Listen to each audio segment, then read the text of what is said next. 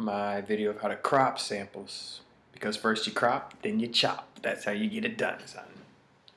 So right now we're going to just check out how to crop them. Well, chop them. I mean, because we cropped them, now we chop them. That's just the way it goes.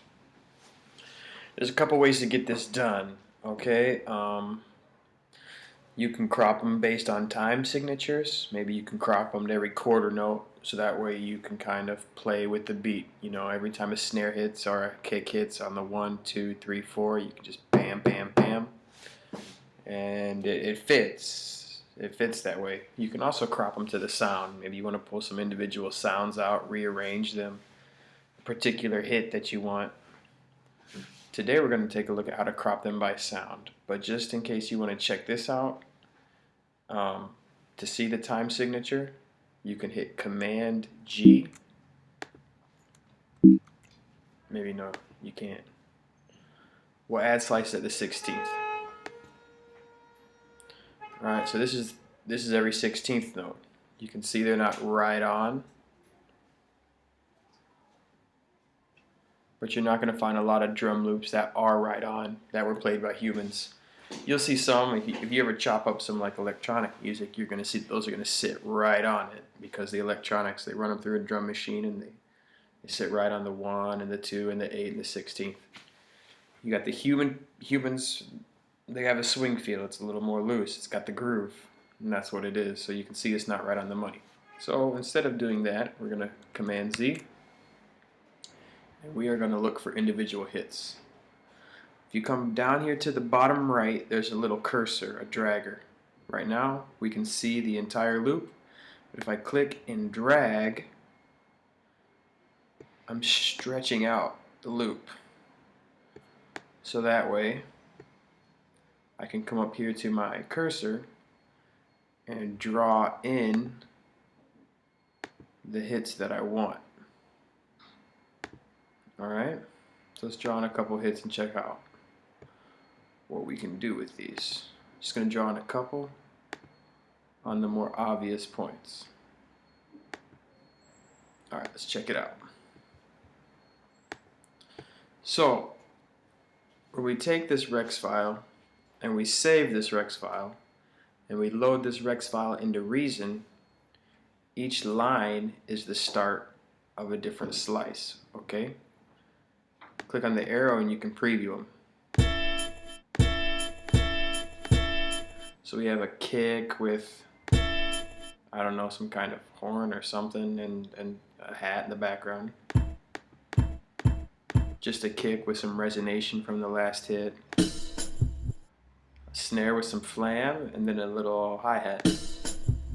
Let's say maybe, and this is good because we can listen to this, and let's say I like the flam, but I don't really want the hi-hat. Well, I can draw in another hit. Now I have just a snare with the flam, and I like that. Now I have just this kick, a nice little punchy low kick too. And what's really like double cool about that is I can use that kick in different places in the song, or if I want to, there's some ways to pull that out of Reason and have just that wave, and I can make my own drum kits. Because maybe this whole loop, the groove is nice, I like it, I don't end up using it, but I find one hit, one kick, one snare, one hi-hat that I like. You can pull them out, man. 2 bongo hits, they sound good together. Now this is up to you. This is where you can chop it and have 2 hits, or delete it and have 1. Look, the processing with chopping can become as finite as you want. You could chop them up, chop them up, chop them up, or you can leave it open. There's not an exact science to this. Everyone's going to do this different. Alright, let's say this is cool, but you don't want to go through every single loop and chop them all up. Maybe it takes too long. You can also go up here to your sensitivity amount and drag to the right. You can see it's starting to paint in hits, alright? Now, if you drag it all the way to the right, looks like a jumbled mess. No loop. You never want 100 hits, alright? If you play some of these hits, they sound like nothing. It's the resonation and the reverb from a hi-hat. So you want to try to find that balance. Now you can always go through and delete and add. This is chopped up pretty well, but I have too many right here. I can click, delete, click, delete. And I have something now that resembles more of what I want.